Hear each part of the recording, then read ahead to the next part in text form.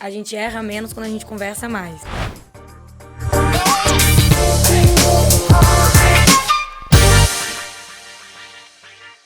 Ei, gente! Estamos aqui para mais um podcast do Papo de Quinta. Eu sou a Ju Silveira, a host do podcast e fundadora do Makers Co Space. Estou aqui hoje com uma presença ilustre que a gente já vai anunciar para vocês.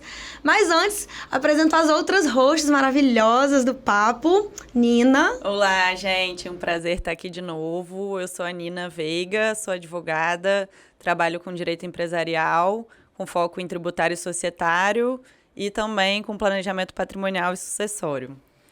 Ei, gente, eu sou Juliana Zaganelli, sócia da Simpler, de propriedade industrial.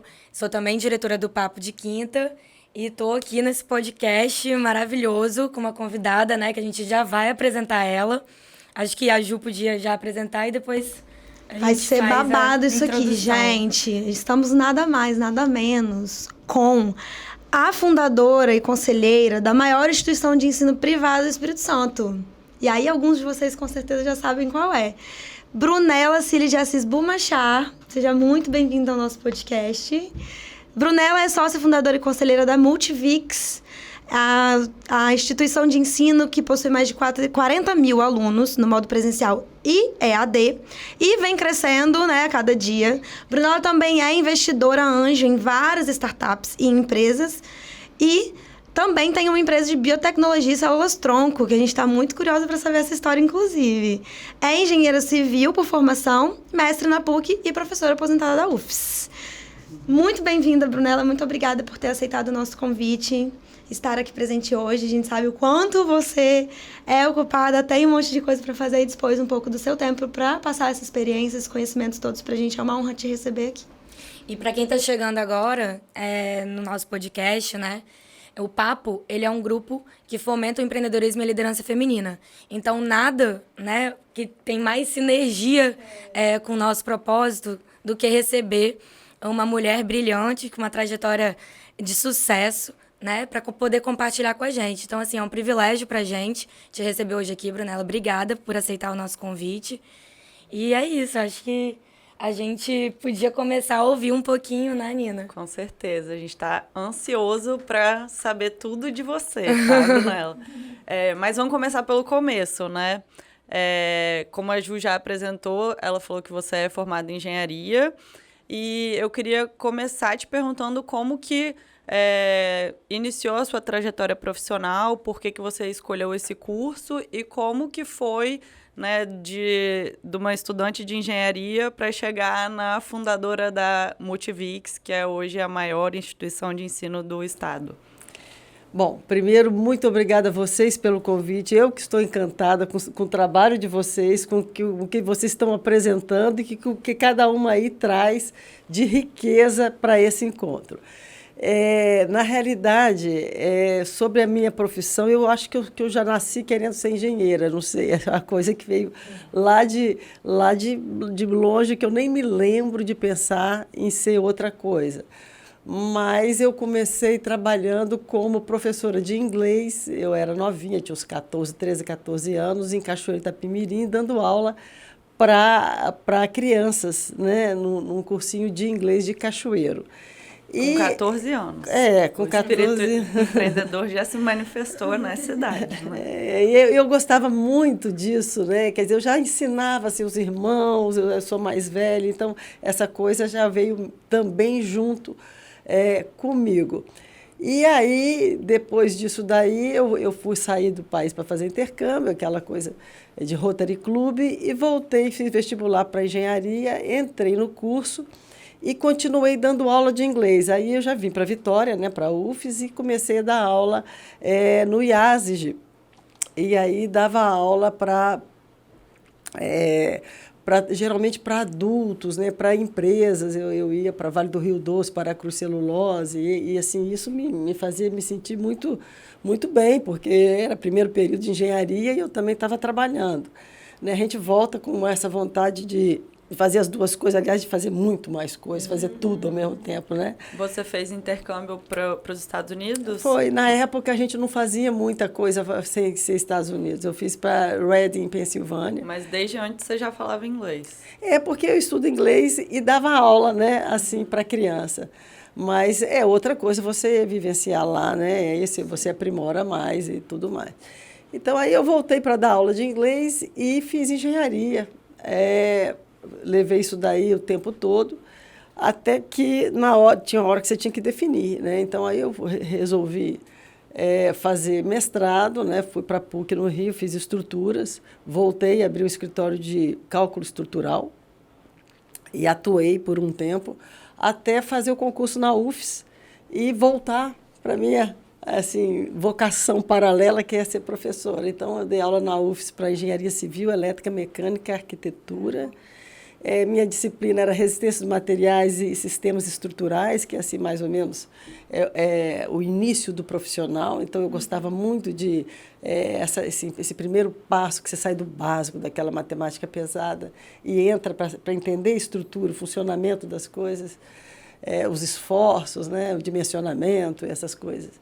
E aí dei aula, acho que eu tive assim, uns 6.000 alunos, né, no total. Então, qualquer lugar que eu vou em Vitória, hoje ou no Espírito Santo, que tem um engenheiro, meio que professora. Professora. Então, isso é muito gratificante. Muito bom. É muito bom. E aí, dentro da universidade, da UFES, eu sou cria da UFES, estudei na UFES e depois fui professora da UFES. Eu participei assim dos conselhos, né? Conselho de Ensino, Pesquisa e Extensão, do Conselho do Centro Tecnológico, eu fui chefe de departamento de estruturas. Então, assim, eu entrei nessa coisa de gestão da educação. E aí, naturalmente, quando houve uma possibilidade na realidade, foi o ministro Paulo Renato que abriu a possibilidade de você fazer instituições de ensino que não fossem sem fins lucrativos. Instituições de ensino com fins lucrativos. Né? O que era uma coisa meio esquisita, né? Porque, por exemplo, hospitais, a área de saúde e educação sempre estão muito bem relacionadas. Né? Então, hospitais sempre houve hospitais com fins lucrativos, né? Todo Einstein, Sírio-Libanês, quer dizer, a vida inteira não teve essa restrição na saúde. E educação, você tinha que ser sem fins lucrativos ou confessional. Então, assim, era uma coisa meio estranha. E Paulo Renato não abriu a possibilidade. E isso era só para ensino superior, que era vedado? Era só para ensino superior. É só para contextualizar, eventualmente tem alguém ouvindo a gente ou assistindo e não sabe, a UFES é a Universidade Federal do Espírito Santo, né? E a Brunella trabalhava na UFES, professora concursada, e ali, além de muito ativa na atividade acadêmica, já começou a aplicar a gestão organizacional, porque a gestão já vinha de muito tempo na sua vida, né? Essa característica de gestão.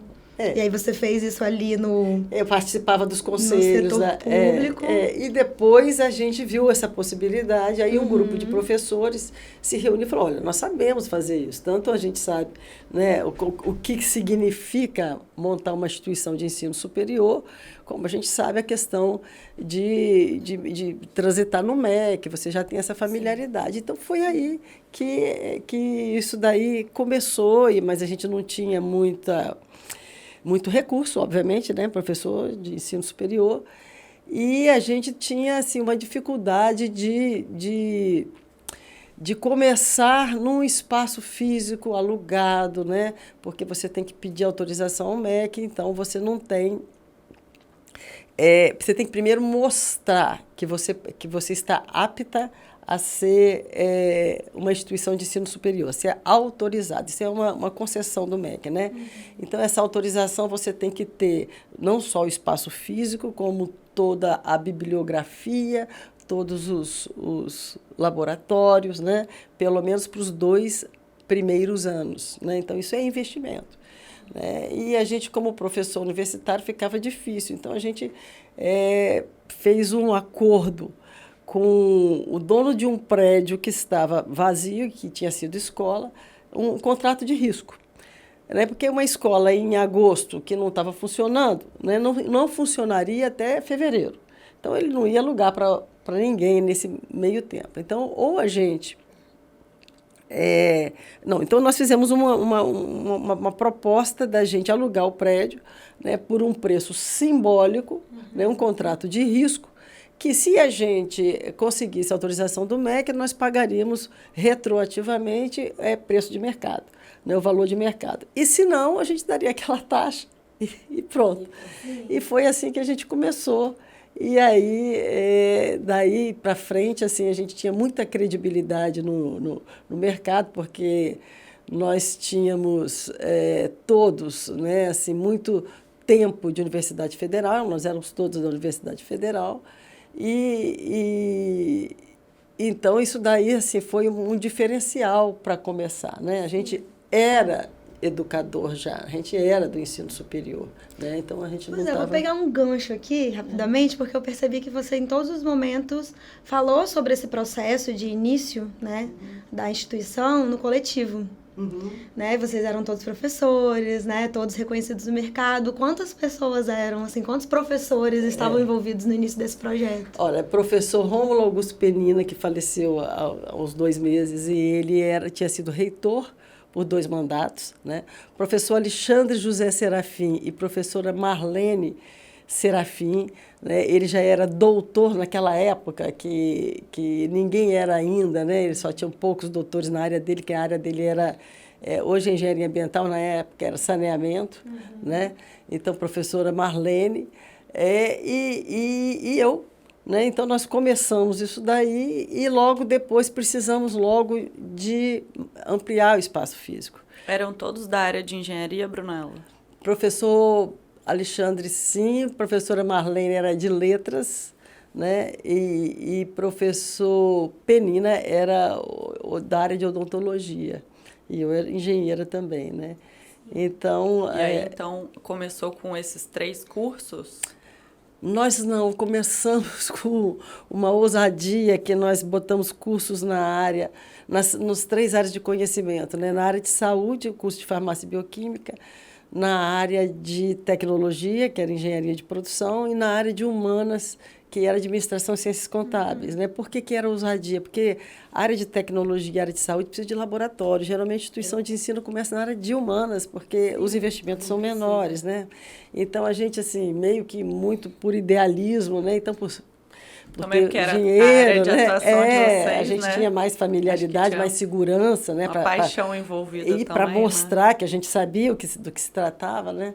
Então, nós começamos isso aí. Isso foi uma ousadia, mas foi um pouco ingenuidade, um pouco ousadia, mas se mostrou muito bom, porque nós já, então, começamos a fazer volume nas 3 áreas, né? E precisamos logo ampliar, porque o prédio ficou pequeno. Em quanto tempo, assim, que vocês perceberam que precisava de ampliar e de fato ampliou?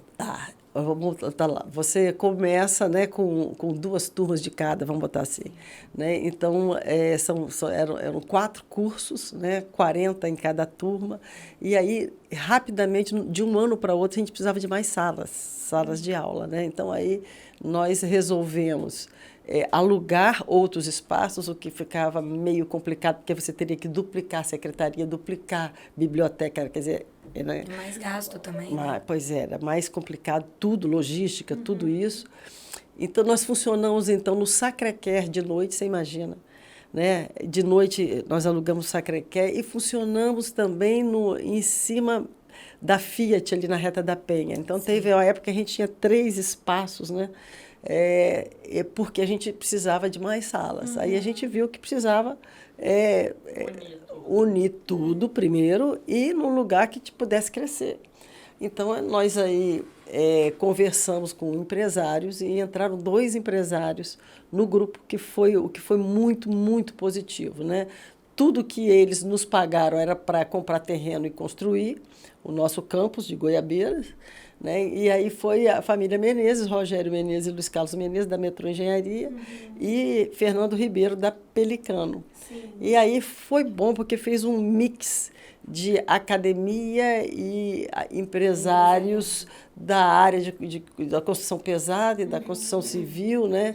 E aí foi, assim, uma mistura muito produtiva, né? Vamos colocar assim. Pessoas que têm uma visão mais visão de negócios, né? De Isso. mercado. E a gente com a pessoas- visão mais acadêmica. Sim, eu queria voltar um pouquinho na decisão de mudança de carreira, porque vocês estavam ali todos como professores na instituição pública e provavelmente existia uma demanda reprimida, porque ainda não tinham faculdades particulares, né?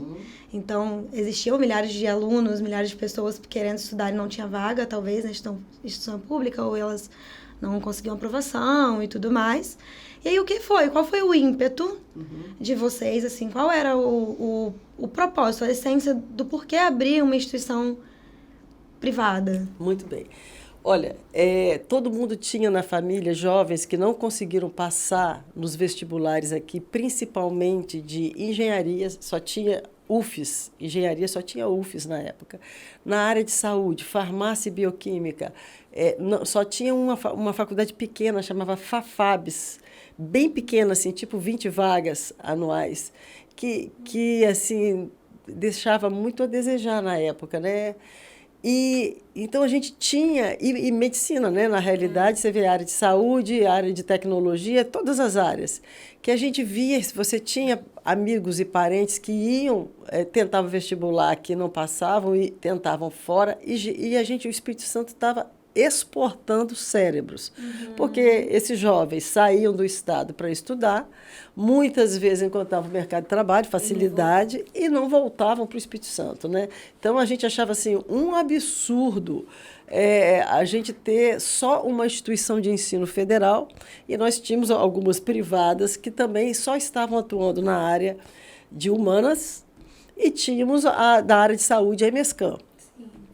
Mas isso era pouco. Se você olhar os estados vizinhos, Minas, Bahia, Rio de Janeiro, eles tinham muito mais opções de ensino superior, né, na área privada. Então, a gente olha, isso daqui nós estamos exportando nossos jovens, que depois não voltam, e nós podemos contribuir, sabemos como fazer isso, né? Então, e existe mercado, porque também, obviamente, você tem que ter essa noção, né? Então, tinha uma demanda reprimida muito grande, tanto é que nós começamos as aulas no 29 de março de 1999, né? Porque o MEC só autorizou a gente assim, em fevereiro, então você tinha que organizar tudo. Então, só começamos a aula em março e, assim, sobraram muitos suplentes para entrar na faculdade, já no primeiro vestibular. Então, quer dizer, havia uma necessidade do Estado, né, e que isso daí foi uma oportunidade, né, a gente enxergou aí um meio, né, um caminho para a gente fazer o que a gente sabia fazer, né, e dar oportunidade a uma quantidade enorme de jovens de estudar. A dor, né? A dor de quem enxerga uma oportunidade também, porque é aquela motivação. A gente tem que também ter brilho no olho para começar a empreender, né? Então, se a gente também não sente essa necessidade de que, olha, eu posso contribuir para aquilo e fazer a diferença, né, de algum modo, você não tem essa motivação, né? Exatamente. E até para assumir riscos, né? Como você estava falando, achar meios, olha, não tem um prédio, não tenho como, mas vamos aqui ver uma alternativa, propor uma solução que seja viável para todo mundo. Então, acho que encontrar também, né, para caminhos, né, que possam contribuir para atingir o objetivo e que de fato era montar um empreendimento que fizesse diferença na sociedade. Deve ter dado um frio da barriga Exatamente. imenso, né? Porque você trocar o certo, que é o salário pingando lá todo mês direitinho, né? Porque funcionário público, pelo totalmente incerto, é uma coragem admirável. Assim. E se você ainda acrescentar a isso o fato de instituições do Rio estarem chegando no Espírito Santo, colocando uma mensalidade muito menor do que a nossa, e atuando no nosso quintal, quer dizer, e a gente assim, com dinheiro contado, apertado, não só o seu dinheiro, mas o dinheiro de todo o grupo ali, né? Então, a gente realmente teve assim, momentos muito difíceis, que a gente teve dúvidas, né? Porque aí você tinha que apostar primeiro para depois chamar o MEC, né? Então, você tinha que chamar o MEC quando estivesse pronto. Então, teria que estar com tudo já funcionando, né? E pronto para funcionar. E a gente fazia de tudo nessa época. Então, você era secretário, você era financeiro, você recebia os pais dos alunos que queriam conhecer, né? Quem é que estava por trás daquilo.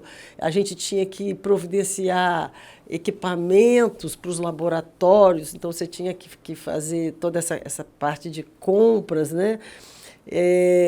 Então, era assim, era um faz-tudo, né? A gente fazia de tudo. Chuta e corre para cabecear. Exatamente. E aí isso me trouxe uma curiosidade, assim, porque nesse processo vocês foram aprendendo a fazer gestão, né? No começo todo mundo fazia tudo, e aí provavelmente vocês foram identificando quem era melhor nas certas habilidades de gestão para cá, para lá, e cada um foi assumindo os seus papéis. E aí você comentou que entraram 2 empresários investidores aí no circuito, e eu percebo que, encontrando soluções, vocês movimentaram muito esse networking também. As habilidades de networking e de gestão. Como é que foi esse processo? Bom, vamos lá. Uma diferença muito grande que houve aí desde o início é que a gente enxergou, nós éramos 5 famílias, né? Então, 5 sócios com formações, nós tínhamos os mesmos valores, o que era muito importante, né? O que unia a turma, mas como uma diversidade de pensamento. Então, nós entendemos que seria interessante trazer alguém de fora para falar sobre governança corporativa. Então, nós contratamos, na época, o IBGC, Instituto Brasileiro de Governança Corporativa, que veio dar um curso aqui em Company, né? Um curso que não fosse só, na época não era Multivix, era Univix, que não fosse só para a gente, mas também para as empresas de todos os nossos sócios, né? Então, assim, os familiares, os herdeiros, os gestores. Então, nós fizemos um grupo grande, né? E trouxemos de São Paulo esse curso de governança corporativa. Isso, desculpa te interromper, Brunella, isso bem no comecinho? Isso bem no começo. Antes de entrarem esses investidores externos? Não, eles já tinham entrado. A gente, obviamente, que tinha diferenças, né, de pensamento, porque a gente é muito acadêmica, né? E eles são muito empresários, né? Então, obviamente que havia embates ali de ideias, né? Sempre todo mundo querendo o melhor, mas havia diferença. Então, nós sentimos a necessidade fazer um alinhamento do grupo de alinhar todo, né? o pensamento e que precisávamos de ajuda de fora. Então, quando nós trouxemos esse curso, nós entendemos que a gente precisaria implantar a governança corporativa e convidamos um dos professores, que era, inclusive, um dos fundadores do Instituto Brasileiro de Governança Corporativa, que tinha vindo dar aula, para implantar a governança corporativa, as melhores práticas, né, fazer acordo de acionistas e ser o presidente do Conselho de Administração. Então, ele estaria ali nos ensinando como atuar, de fato, em colegiado, com o conselho de administração, né, com todas as melhores práticas envolvidas, e fazer essa gestão com profissionalismo, com governança corporativa. E sim, nada melhor do que um conselheiro externo, que é isento, né? Porque se a gente estava os 5, cada um puxando por um lado, né? E aí que viesse para poder fazer esse alinhamento de ideias. E isso daí foi uma diferença enorme, assim, contribuiu muito, não só para o nosso desenvolvimento da instituição e dos todos os nossos gestores, coordenadores de curso, professores, porque aí, né, a coisa vem se espalhando para toda a comunidade, né? Os stakeholders, né? Todos os envolvidos. Como também para os nossos sucessores, né? Porque nós entendemos que dentro do Conselho de Administração haveria aí um titular, né? um conselheiro titular e um suplente. E, geralmente, os suplentes são seus sucessores, seus prováveis herdeiros ou sucessores, né? Então, nós fizemos isso. Então, isso é muito rico, porque aí trouxe o conselho... uma tranquilidade, né? E também o conselho fica com muita diversidade de idade, né? De cabeça. Então, assim, muita coisa nova da geração mais nova. Então, a gente tem... assim, agora eu vou puxar a sardinha para o meu lado, que a gente tendo isso tudo combinado, né, e acordado no papel é muito importante, porque traz tranquilidade também para quem está envolvido de poder propor coisas novas, né, e trazer realmente essa diversidade. Porque se não tem nada combinado da forma como as coisas vão ser feitas, fica muito solto, e aí começa a aparecer as pedrinhas no sapato, começa a acontecer aqueles desencontros entre os sócios, não concordo aqui, não concordo ali, então o combinado não sai caro e faz com que as coisas se desenvolvam de uma forma muito mais fluida, né? Um ponto que eu acho relevante também com relação a isso é uma coisa que a gente já trouxe aqui em alguns episódios do podcast através das trajetórias de algumas pessoas que estiveram aqui com a gente participando.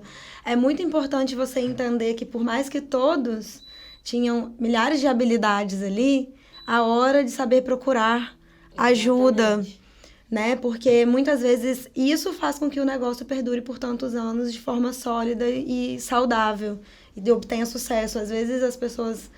não, mas a gente é todo mundo tão bom, né? Vamos nos virar aqui, a gente dá um jeito. Exatamente. E aí isso vai virando uma bola de neve, poderia gerar um conflito que acabaria com o negócio. Não reconhecer, né, o ponto fraco ali da relação. Sim, enfim. a boa decisão levou vocês a um caminho de prosperidade. E aí ela até então era a Univix, eu fiz vestibular para a Univix. Olha!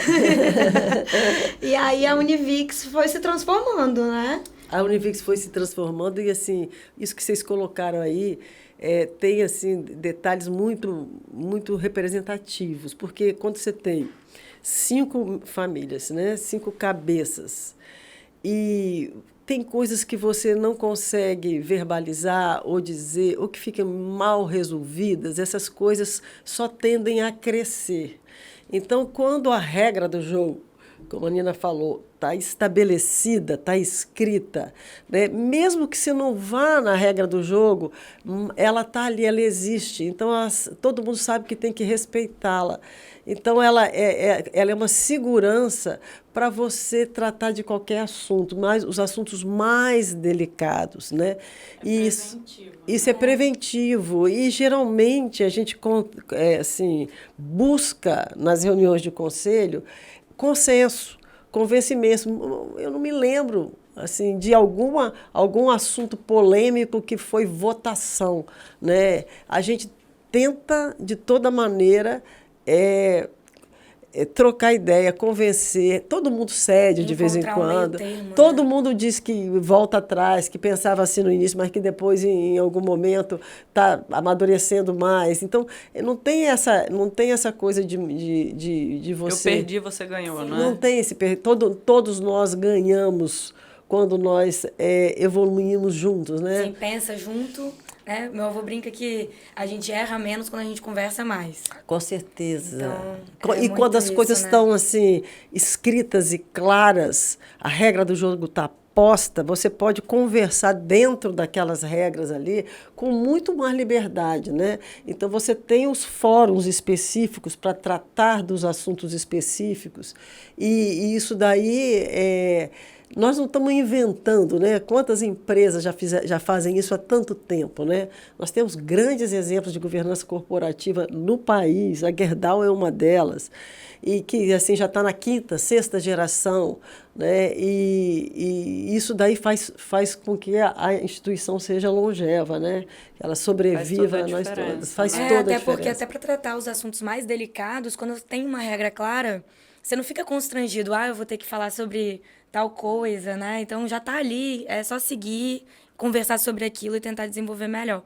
Mas, Brunella... Os pequenos empreendedores, às vezes eu converso, né, até com as associadas do papo, falam, mas meu negócio está muito pequeno, eu preciso fazer, não, eu vou começar como MEI, cada um tem a sua MEI, e depois... é muito importante você já começar o negócio no formato que você pretende que ele tome. Então, se você tem sócios, seja efetivamente sócio daquela pessoa no papel. Escreva no papel as regras que vão reger a relação que vocês vão ter. Porque quando começa errado, é muito mais difícil você corrigir depois. Você cria padrões de conduta que depois, para você mudar, é muito mais complicado do que você começar certo. Começar certo dá trabalho? Dá, mas vale muito a pena. Não só dá, assim, vale muito a pena, como existem já textos, livros de governança corporativa para startups, que não é nada totalmente formal, né, do jeito que a nossa governança é. Então, isso existe, e isso daí faz toda a diferença. Isso que você colocou faz muito sentido. Falando muito em sentido. startups... A gente já vai cortar para startup ou a gente vai esperar virar eu Univix? queria perguntar uma coisa. Da Univix Não, ainda. calma aí, gente. Só um ponto antes, que eu acho que pressupõe a gente conversar depois sobre as startups, sobre os investimentos e a transformação da Univix para a Multivix. Mas no início, quando você estava contando, quando foi as relações, né, e a constituição mesmo da Univix, você falou que foi importante ter os mesmos valores que os seus sócios. Assim. A gente sabe que isso também começa desde lá de trás, na hora de escolher os seus sócios. E norteia toda essa trajetória, até hoje, quanto é Multivix.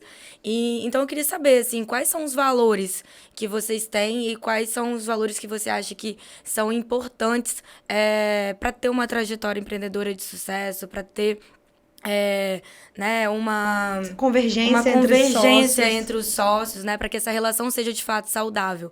A gente brinca que uma relação de sociedade é uma relação de casamento, e né? Então, quais são esses valores que vocês construíram e solidificaram nesse tempo todo? Olha, eu acho que, em princípio, transparência.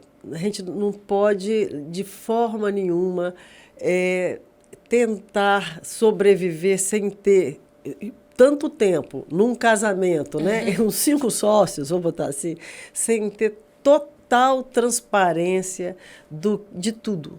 De tudo. Então, honestidade, transparência, sinceridade, isso tem que ser 7x24. Né? Isso tem que ser. Não funciona, não sei nem assim, como é que seria se isso daí não fosse um comum, né? Um fator comum entre todos. Que isso constrói confiança, né? Que eu acho que é o pilar de qualquer relacionamento.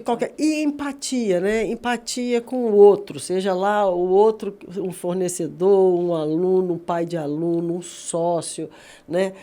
A empatia com o outro, ouvir, saber escutar, né? Não é à toa que a gente tem duas orelhas, dois ouvidos e uma boca. Então, essa coisa de transparência, honestidade, empatia, eu acho que isso daí ajuda muito a crescer como grupo, a crescer coletivamente, né? Isso daí tem que ter essa confiança, tem que ser conquistada essa confiança, né? Toda hora, todo momento, com as pequenas coisas. Eu acho que isso daí, para mim, foi assim... Foi uma coisa meio que espontânea, assim, não houve muito cálculo. Foi uma coisa que foi agregando e foi conversando, foi nascendo assim com espontaneidade. Eu acho que por afinidades, né? Por afinidades. Eu percebi até pela sua fala quando estava falando das reuniões de conselho, de saber ouvir a opinião de, entrei aqui na reunião com pensamento, acabou um convencendo o outro de um fator contrário. Então, acho que isso é humildade também, né? De saber ouvir e reconhecer quando você está com uma opinião errada, que você pode mudar e, enfim, né? E somando em prol do grupo e não, é porque é minha opinião e ela que deve prevalecer. Não, né? isso não existe. Até porque você errar, reconhecer o erro, corrigir rapidinho e andar faz diferença, né? Hoje em dia tudo é assim, né? As coisas mudam tanto que você errar é a coisa mais normal, né? Assim, errar não é feio, né? Não é feio de jeito nenhum. Se você não erra, é porque você não ousa, porque você não tenta, né? É porque você não inova, né? Quando você vai para um desconhecido, você erra muito, né? Então, errar e consertar e reconhecer e levantar, né? Resiliência, né? Faz muito parte do processo. Eu acho que, assim, nesse aspecto, nós crescemos muito juntos como grupo, né? Até porque nós temos sócios muito bem-sucedidos nas suas empresas familiares e que não estavam acostumados com a coisa colegiada, né? Então, isso daí é um aprendizado constante e é um crescimento de grupo. E um profissional externo que vem sabendo como conciliar, né? Como fazer reuniões que poderiam ser muito pesadas, ficarem mais leves e ficarem mais transparentes, dando espaço, voz a todo mundo. Isso daí nos ajudou muito a crescer e nos ajuda constantemente. Inclusive, nós não paramos de crescer. Então, por exemplo, a educação à distância é uma coisa que é um desafio, né? Que é muito grande. E não só isso, né? A gente acha que a educação vai mudar muito a forma de aprender, né? Porque não existe ensino sem aprendizagem. Então, o importante é medir o aprendizado, né? O que foi aprendido. Então, isso tudo está mudando muito no mundo, né? E isso de repente vem uma forma aí disruptiva e a gente tem que estar aberto, e você tem que estar junto do que está acontecendo com o pessoal mais ousado, mais novo, as startups na EdTechs, né, na área de educação, não só as EdTechs, mas de tecnologia também, de TI, né?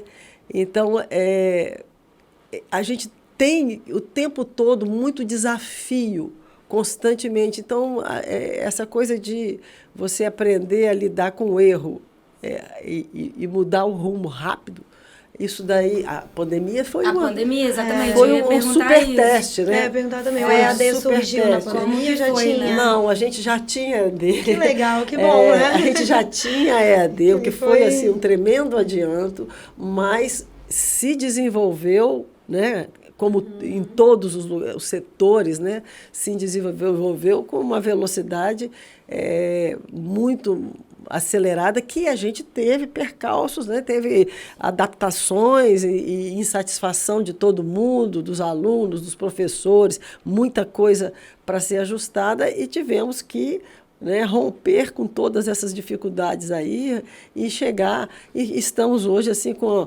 meio a meio o número de alunos no presencial e na educação à distância. Então, dos 40 mil, assim, grosso modo, 20 mil em cada modalidade de ensino. Mas a educação à distância, assim, cresce com muito mais velocidade. E tende, né? Isso a continuar. Depois da pandemia, todos os processos de inovação adiantaram muito, né? Aceleraram. Talvez o que a gente teria daqui uns 5 anos, 6 anos, a gente trouxe de forma muito mais rápida, né? Porque foi quase como se o mundo tivesse ficado em suspensão. Exato. E o desenvolvimento tecnológico acontecendo em paralelo aqui, com tudo freado. Então, quando você tem que desenvolver o físico e o online junto, tá dividida a energia, né? A gente acabou focalizando ela toda pro digital. Então, aí foi o que você falou, todos os nichos de mercado acabaram se desenvolvendo. E de uma hora para outra, né? Como que foi esse processo lá dentro, assim? Foi dolorido. Você já tinha uns 8 campos? Eu vi que acho que são 8, né? Que a gente anotou aqui. A gente já tinha. Foi dolorido porque, por exemplo, Zoom. Na época só tinha Zoom que funcionava, né? Que funcionava. Todos os demais funcionavam com facilidade. De um clique e você já está, né, e virtualmente todo mundo junto. Então, a gente teve que adaptar as nossas plataformas, a gente teve que adaptar tudo. Isso foi sofrido, não foi... E muita gente contribuiu, a gente perdeu muitas horas de sono, todo mundo, e muitas reuniões, né? Reuniões que nós fazemos 2 vezes por mês. estavam semanais ou 2 vezes por semana, né? E cada um num canto, a reunião também era virtual. E a gente, estou falando do Conselho de Administração, né? E muita contribuição de muita gente dentro da instituição, né? Que não mediu esforços para a gente conseguir superar aquilo com a ajuda e a contribuição de todos. Foi muito importante a união da equipe nesse momento aí. Falando em equipe, Brunella, uma coisa que eu acho que é essencial para qualquer empreendedor é formar uma boa equipe, né? E se você chegou onde você chegou, com certeza você teve êxito nessa tarefa. Que você acha que é essencial para pensar bons profissionais e formar uma equipe coesa, que se desenvolve, cresce junta e que está disposta a alavancar o negócio junto? Bom, primeiro a gente já falou alguma coisa aqui de valores, né? Valores, você ter propósito, você ter afinidade, né? De pensamentos com seus parceiros. Em segundo lugar, eu sempre procurei gente que sabe muito mais do que eu, que é muito mais inteligente do que eu, que tem muito mais habilidades e muito mais competências nas áreas que eu sou fraca, né? Então, você tem que saber suas fraquezas e seus pontos fortes e tentar complementar as suas fraquezas, né? Com parceiros que sejam muito bons naquilo. Né? Então, eu acho que sempre eu olhei para a gente muito melhor que eu. Né? Então, eu acho que isso daí, além de ter os mesmos valores, as pessoas terem habilidades e competências complementares. Só o fato da gente ser muitos da área acadêmica e muitos da área empresarial, né, já mostra aí que se a gente for só acadêmico, tem alguma coisa que não anda bem. Se for só empresarial, tem uma coisa que também não anda bem. Então, a gente já conseguiu... equilibra, né? Um equilíbrio aí, uma complementariedade do grupo que é muito positiva. A gente sente isso. Toda vez que alguém de fora vem... que é consultor, etc., ele enxerga isso e verbaliza. Olha, vocês são um grupo aqui que tem assim, uma diversidade boa, se complementam e estão muito profissionalizados. Que legal. Hoje são quantos colaboradores? Fiquei curiosa. 1.200 professores e mais ou menos a mesma quantidade de funcionários. E aí são nos 8 campos... 8 físicos. Isso. E virou Multivix porque abriu uma segunda, terceira, quase. Na verdade, Uni virou Multi, né? Então foi essa a ideia, né? A gente começou em Vitória e logo em seguida nós fomos para o interior, que foi Nova Venécia e São Mateus, né? E depois Serra, e depois Cachoeiro, Vila Velha, Castelo, e aí nós estamos ainda aí prospectando lugares. 2.400 pessoas, hein? Desafiador. E nós temos também assim, cursos de medicina, que fez uma diferença grande quando em 2005 nós colocamos, e logo em seguida veio Mais Médicos, né, o programa Mais Médicos, que possibilitou abrir cursos de medicina em cidades com algumas características, que tivessem uma certa distância do curso de medicina mais próximo, que tivesse mais de 100 mil habitantes. E aí concorreram instituições do Brasil inteiro, né? E nós conseguimos colocar medicina em Cachoeiro e Itapemirim. Né? Então, assim, todos esses são desafios que você está convivendo, tá com o seu dia a dia, né? Fazendo o seu dever de casa do feijão com arroz, mas está olhando para frente, onde a gente pode crescer. Né? Então, hoje a gente está olhando muito para a EAD e muito para a área de saúde, em geral. Né? A pandemia veio aí e mexeu muito com tudo isso daí de psicologia, de enfermagem. Né? O SUS foi um sucesso, né? De reconhecimento mundial. Né? E toda essa questão de inovação, de novas tecnologias para atender a saúde, isso tudo é um desafio, né, para quem tem cursos na área de saúde e também para a população em geral, né? Foi por aí que eu já vou emendando, que eu achei assim, quando foi me apresentada aí uma possibilidade de mexer com criogenia de células-tronco. Explica né? para leigos o que significa criogenia de células-tronco, porque eu me perdi aqui. Olha bem, criogenia é congelamento, né? Na realidade, temperaturas muito baixas. E células-tronco são as células muito parecidas com as células embrionárias, as primeiras células, né? Então, elas são as células que podem se diferenciar em qualquer coisa.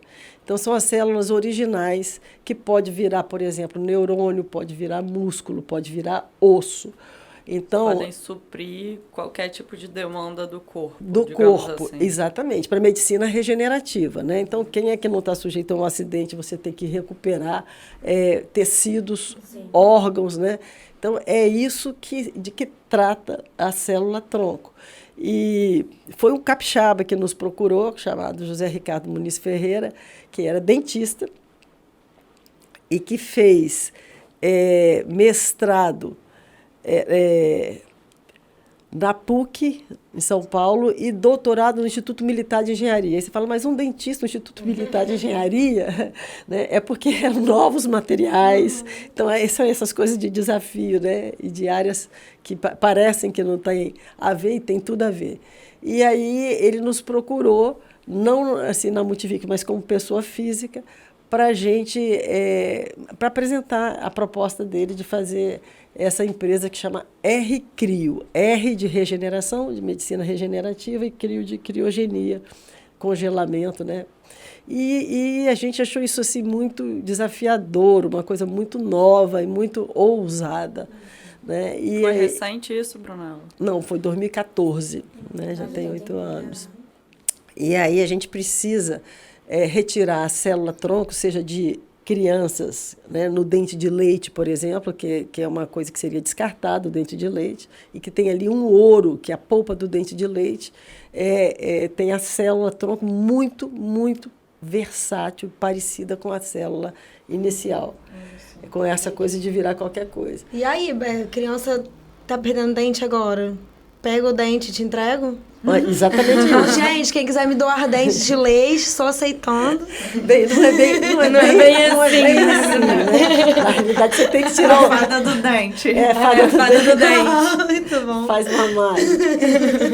Você tem que tirar o dente do dentista, Sim. né? Tem que colocar numa solução própria, tem que ser tratado o dentinho como se fosse órgão de transplante. Então, ele tem que estar em 48 horas, tem que sair do dentista e estar no laboratório, né, para fazer todo o procedimento. Então, por isso, essa empresa não foi colocada no Espírito Santo, porque a gente precisava de logística, né?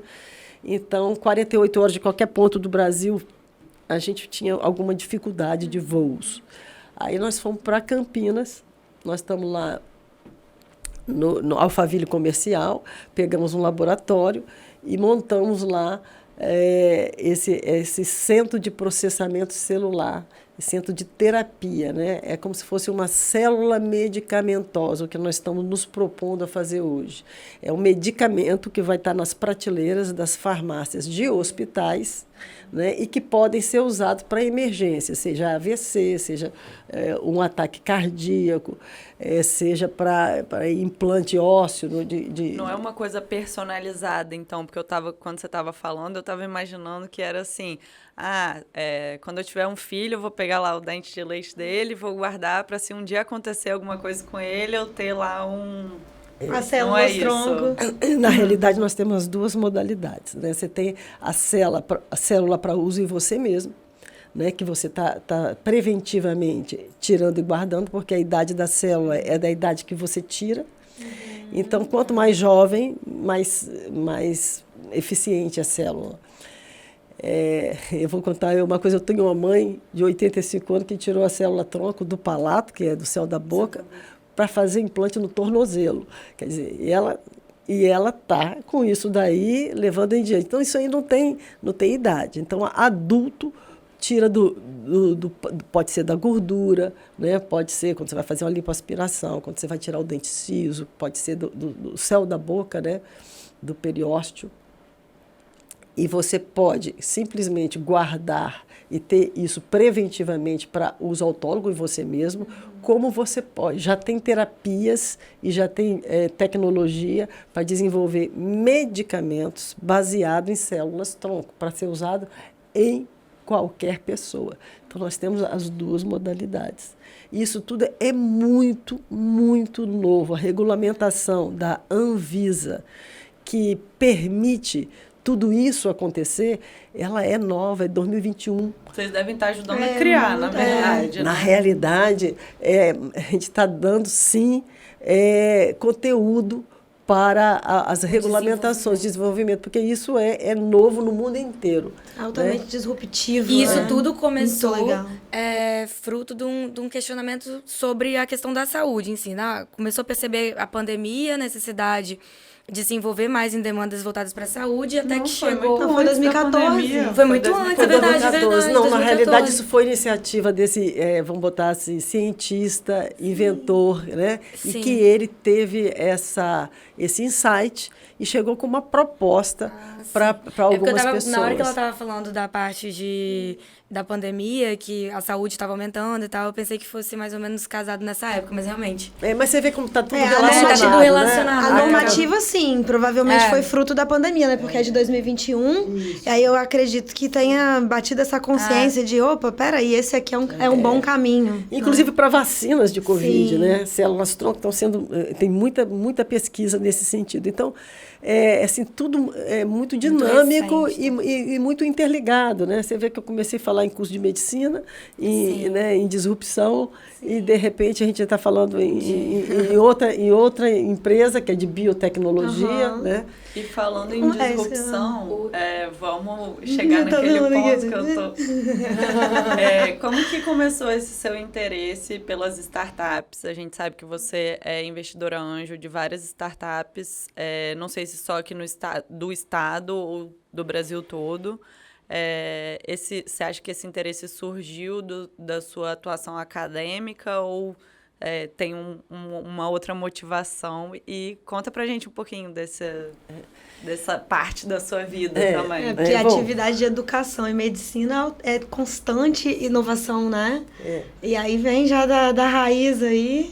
Isso aí, essa inovação de medicina e educação, e também uma coisa de professora, vou dizer para você. Quando eu aposentei da UFES, eu senti muita falta de lidar com um jovem que tivesse assim, ânsia de fazer e de aprender. E startup está muito ligada à juventude, né? Então, esse brilho no olho, essa garra, essa ousadia, isso é contagiante. E vocês não têm ideia como professor, assim, também é beneficiado com essa troca com os alunos. Então, eu sempre fui muito empolgada com a minha atividade de professora. Sempre gostei muito de estar na sala de aula e de trocar com os alunos. E quando eu aposentei da UFES, que eu senti assim, porque você está na gestão da Multivix, um outro tipo de relacionamento, né, com o aluno. Mas quando você está dentro da sala de aula, a interação é diferente. Então, eu senti muita falta dessa coisa da energia, da garra e da determinação, de brilho nos olhos e fazer acontecer. Então, isso me alimenta muito. Eu sou a maior beneficiada disso tudo, dessas startups, porque você se mantém atualizada, você se mantém viva, muito viva, você se mantém atuante, você se mantém na crista da onda daqueles assuntos, né, no estado da arte, porque eles pesquisam, eles vão fundo e eles estão jogando a vida, né?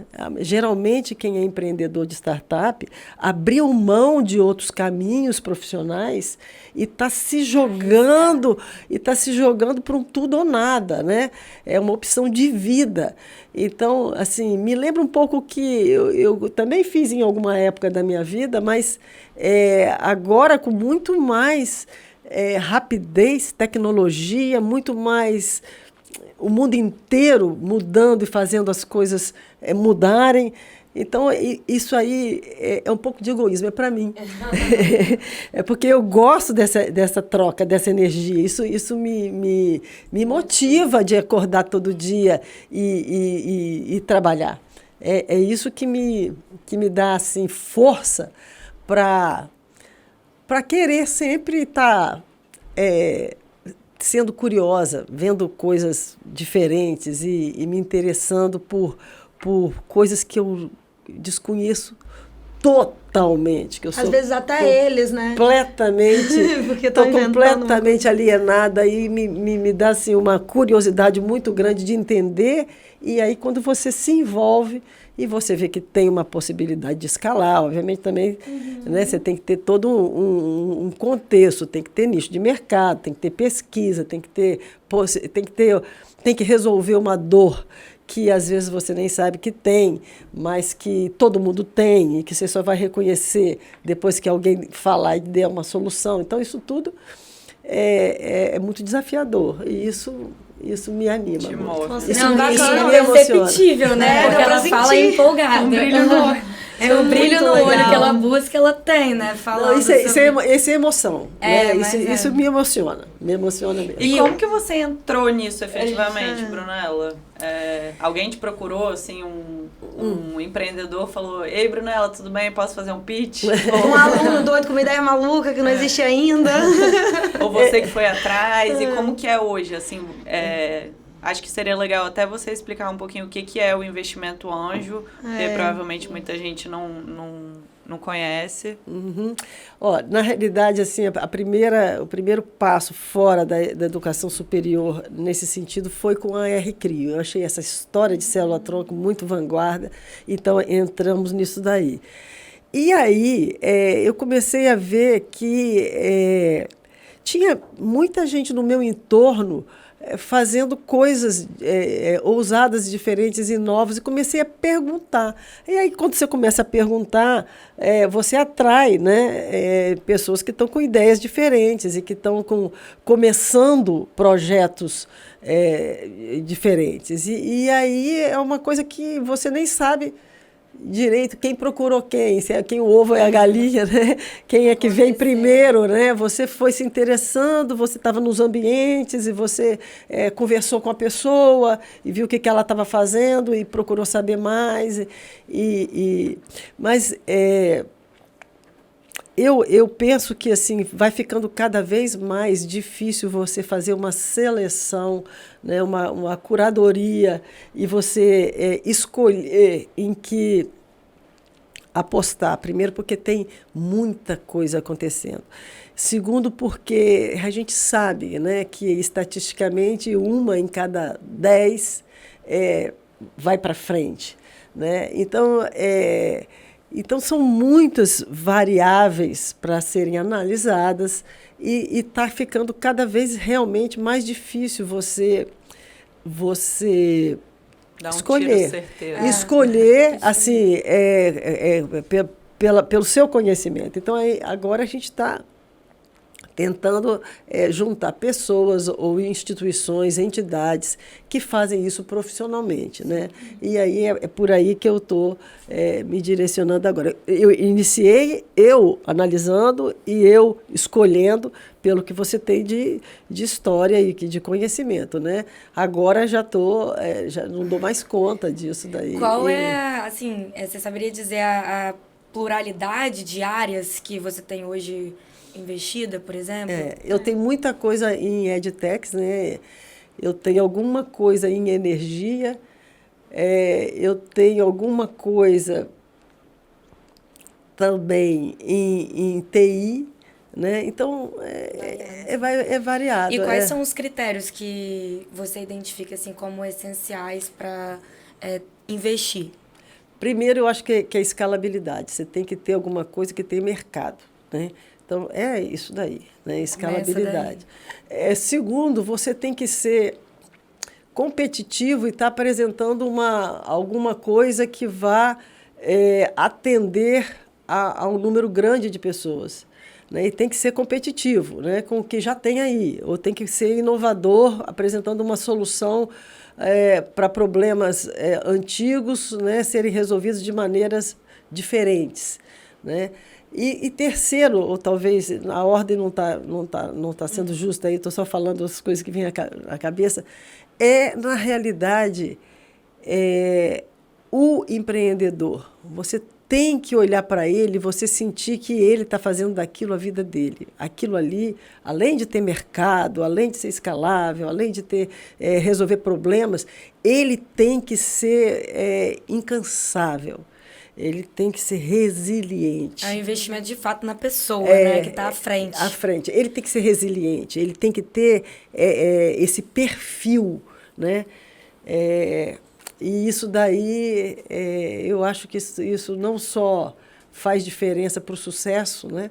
Como também te emociona, né? Te dá todo esse prazer de estar entrando numa coisa nova, que você agora não está carregando o piano, mas você está ali sendo mentora, você está orientando, você está tentando ajudar. E o que é gratificante e volta um pouco, né, com a questão de ser professora. Pois é, você vê que tudo se circular. Qual é o grau de envolvimento que você tem com as startups que você investe? Pela sua fala, dá para perceber que você não só coloca o dinheiro lá e beleza, galera, usa aí bem. Você se envolve mesmo, né? Acho que essa é uma característica do investidor anjo também, né?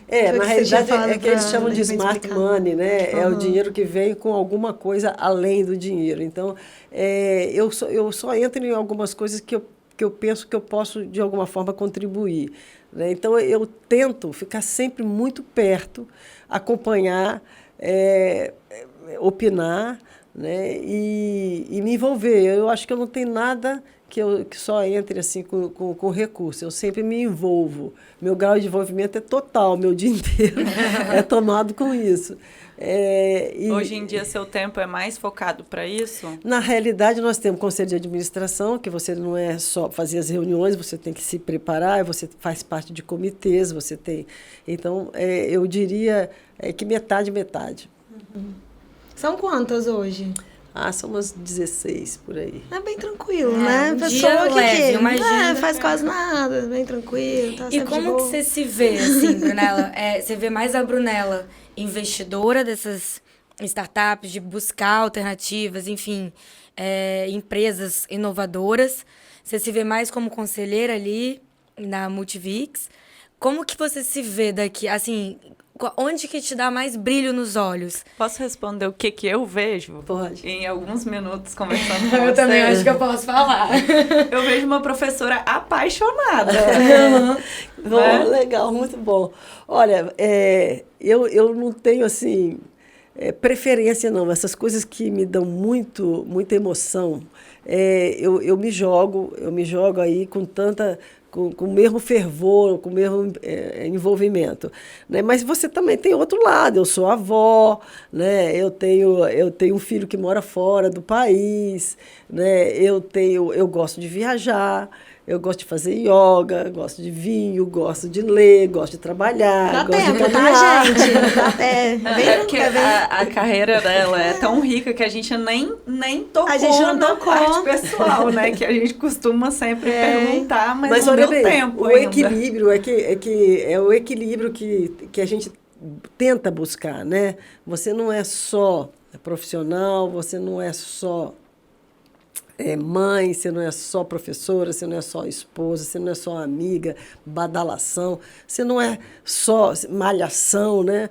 Então, mas isso tudo faz parte da sua vida. Você não pode deixar de olhar para tudo isso, né? Eu estou numa fase que eu sou mãe desnecessária, porque os meninos já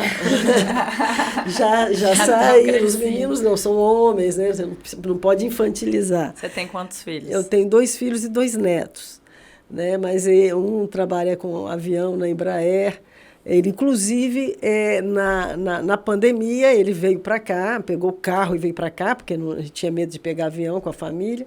E depois, na hora de voltar para a Embraer, ele foi e falou que ele gosta muito do trabalho dele, mas que ele não voltaria. E aí a Embraer aceitou que ele trabalhasse online. É daqui. um movimento Então, que aconteceu aconteceu muito, né, durante a pandemia. Então, por exemplo, hoje ele está em São Paulo, ele vai muito, né, lá, mas ele voltou para Vitória, né? Então, isso é um conforto muito grande para avó, né? Então, é uma parte muito boa. Então, na realidade, o que me move é mesmo a emoção. Seja a emoção que for, muita emoção de trabalho, muita, né? Essa daí é uma que ela frutifica, né? Você começa uma coisa, então fala, não vou pegar mais nada, não quero mais nada, mas de repente você olha uma coisa e se encanta, e você tá... Aí quando você já está lá, você já está mergulhado. Você fala, não, eu não vou, para que eu estou fazendo isso? Eu falei, não, eu estou fazendo isso porque eu gosto muito disso, isso daí me dá tesão, né? A sua curiosidade, a sua paixão pela inovação e pela melhoria contínua, dá pra ver, assim, né? Sempre buscando novos conhecimentos, novas áreas, aquilo que eu ainda não sei, aquilo que eu posso estar envolvida, é, assim, extremamente inspiradora, né? E com certeza a gente aqui, ó, já vontade de pegou ficar aqui a noite toda. Mas Faltou eu tenho vinho, né? uma última curiosidade pra gente já ir pro encerramento, porque se deixar realmente, a gente vai embora aqui. Conciliar tudo isso, você falou sobre o equilíbrio, né? Ser mãe, ser empresária e investidora e curiosa e apaixonada, e é muito assunto. Quais são as características que você possui, você como indivíduo? Porque disciplina, gente, e se organizar direitinho todo mundo cabe, né? Eu acredito que sejam muito vívidos para você. E quais são as características, assim, que você identifica nas pessoas de alta performance? Porque você é uma pessoa extremamente produtiva. Olha, eu acho que é resiliência.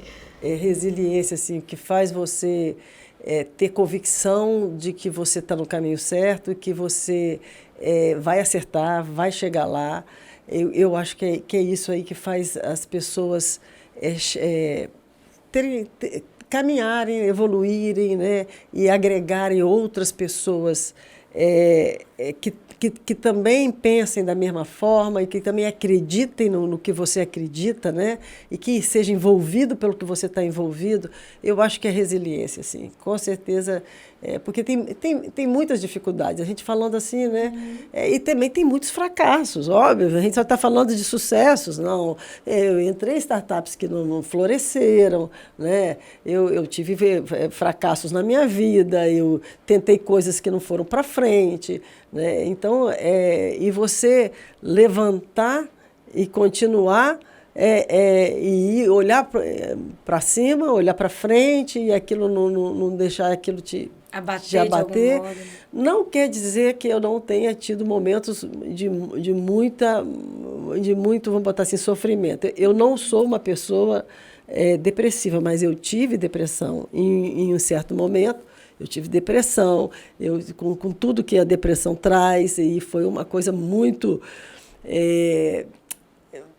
surpreendente, porque eu não esperava isso de mim, né? Então, quando você quer sair da depressão, você faz tudo, toma os medicamentos, vai a psicólogo, a psiquiatra, e quer sair, né? Você sabe que é baby step, um passo de cada vez. Então, você assim, tem que vencer aquela ansiedade de que por que eu não estou produzindo. Então, tudo isso acontece, né? A gente está falando assim, parece que é tudo... Tá sempre... que é tudo brilhante, mas não é, né? Então, eu já tive muitos momentos assim, de sofrimento e eu acho que assim, você querer e você...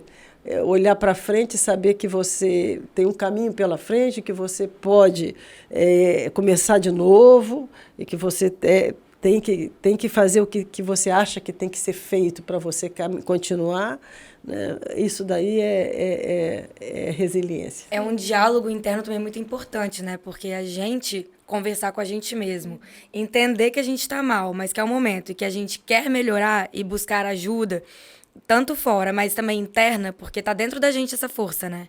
Se a gente não tem essa motivação dentro da gente de olhar e falar assim, olha, eu estou assim, mas eu não sou assim, eu não vou ficar assim, todos os dias, até passar por esse processo é muito difícil, né? Não é fácil. Não é difícil, não é fácil. Não é... Mas é de mostrar realmente a sua força, assim. Eu acho que, por mais que você olhe, às vezes, e fale... poxa, eu não tô produzindo, eu quero produzir, mas eu não consigo produzir, ao mesmo tempo, quando você passa por isso e olha pra trás, você fala assim, nossa, eu me admiro pela força que eu tenho. Isso é muito bom, né? De autoconhecimento, de se valorizar como pessoa. Não, e depois também de reconhecer quando aquilo está voltando, né? Porque Sim. aquilo ameaça voltar, né? E você reconhecer os mecanismos, por isso que eu estou falando, a gente também tem que ir ao cinema, tem que se divertir, tem que ter amigos, né? Porque se você pensa só no trabalho, né? Aquele pensamento único, isso daí não é saudável. Não é construtivo. Não né? é construtivo. A de minha forma frase nenhuma. preferida da vida é equilíbrio é tudo na vida. Eu acho que a gente tem que buscar sempre manter os pratinhos girando. É óbvio que um cai aqui, outro cai ali, mas a busca deve ser pelo equilíbrio de alimentar todas as áreas da nossa vida, né? Tem Esse contato com juventude também deve ser bom demais. Eu lembro que tinha uns professores nossos da faculdade que falavam isso, que eles continuavam dando aula, que eles não queriam aposentar nunca disso de dar aula, porque ver gente jovem era muito bom, né? Porque você também se mantém ali se reabastecendo, né? Desse ímpeto de viver do jovem. E de ousar, legal, e de arriscar, né? É. Porque o jovem arrisca com muita ousadia. Tem um pouco a ver com o investimento também, né? É. Que o investidor, ele tem esse ímpeto de arriscar, né? E aí dá complementariedade, né? Porque, por um lado, ele tem muita ousadia, né? Arrisca demais, mas não tem tanta parte de experiência, de maturidade. E o investidor, por outro lado, né? Principalmente quando vem não só com a parte de dinheiro em si, mas também com a contribuição de abastecer um pouco esse jovem ousado que arrisca a ter um pouco mais de experiência e aí sim alavancar com inteligência, né? Com conteúdo. Com conteúdo, exato. Com sustentabilidade, Exato, principalmente. sustentabilidade, palavra. Isso aí. Perfeito. E aí, vocês têm mais alguma... Ah, Com por certeza mim, Por tem, mim, né? temos, né? Mas estamos já ocupando o tempo de Brunella Eu que aqui. pergunto, vocês têm mais alguma? Claro que sim. Mas vamos fazer um convite Mas- público, né? Que a gente quer te ter num encontro do Papo Sim. de Quinta, por favor. Os Vamos encontros organizar acontecem isso todo ano que mês. vem. Ah, Ano claro, que vem. tranquilo. Eu estou aqui à disposição. Aí a É um gente toma um prazer. vinho. Eu gostei muito de conhecer vocês. Eu não tinha a menor ideia do que se tratava. Ai, que legal. Eu achei assim que vocês todas estão assim muito à frente, assim, tentando colocar aí a questão feminina no empreendedorismo, né, com muita sabedoria. Está sendo um caminho muito simpático. Que bom. Muito honradas. E aí a gente tem Uma tradição. A gente tem uma tradição no nosso podcast, que no final a gente pede que a nossa convidada deixe uma sacada de ouro. Qual é o conselho que você daria para as nossas ouvintes? E como é que fala quando é ouvintes e Não sei. espectadores? Espectadores. Desculpa aí, galera. Vocês que estão vendo. Espectadores. Sacada de ouro. Vamos lá, eu acho que todo mundo tem um sonho. A gente vive, né, porque sonha, a gente é humano porque sonha, e eu acho que acreditar no seu sonho, correr atrás, se embasar, estudar e fazer a coisa acontecer é o que é gratificante. Então, eu acho que acredite no seu sonho, acredite em você. É isso que eu gostaria de falar. Maravilhoso, né? Vontade até de falar. Perfeita. Parabéns Ai, vocês, Brunella, aí, meninas. obrigada. Uma honra mesmo ter você aqui numa sexta, né? Aham. A gente não fala disso, mas hoje é sexta. Estamos em grande estilo. E estamos agora no nosso momento do jabá, né? Onde as pessoas podem encontrar a gente aí nas redes sociais, ou site, internets da vida. Onde os nossos espectadores e ouvintes podem encontrar você, acompanhar um pouquinho. Olha, na realidade, vou dizer uma coisa para vocês.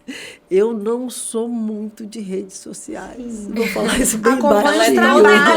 trabalhos. Acompanha os trabalhos dos empreendimentos, né? Eu gosto de estar nos bastidores, eu não gosto muito de me expor, por incrível que pareça, né? A gente se expõe como professora, você é meio artista, que você vai para o palco, mas em redes sociais eu sou meio escondidinha. O arroba da Multivix, então. O arroba da com Multivix. certeza, O da arroba Multivix. da Da Crio, né? rcrio.com, né, multivix.edu. Então, eu gostaria que todos que tivessem interesse aí em conhecer o que a gente está fazendo aí, entrassem nas redes sociais dessas duas grandes empresas. Perfeito, vamos deixar registrado aí para o pessoal conseguir encontrar. E você, Ju? Eu me encontro em Juliana Cesaganelli ou Simpler _. Eu tô no @Guido Cortes Advogados. E eu no @Juliana Silveira, _, tem uma verificada, que é atriz, e aí eu fiquei em segundo lugar. Eu coloquei um @Juliana Silveira com um monte de negócio depois, que aí eu apareço rapidinho. E @makersco.etc. E tem o Papo de Quinta. E também né? sigam o @papo.d.quinta no Instagram.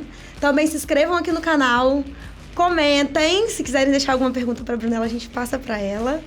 E compartilhem com os amigos para que as pessoas também recebam esses conteúdos maravilhosos do nosso podcast.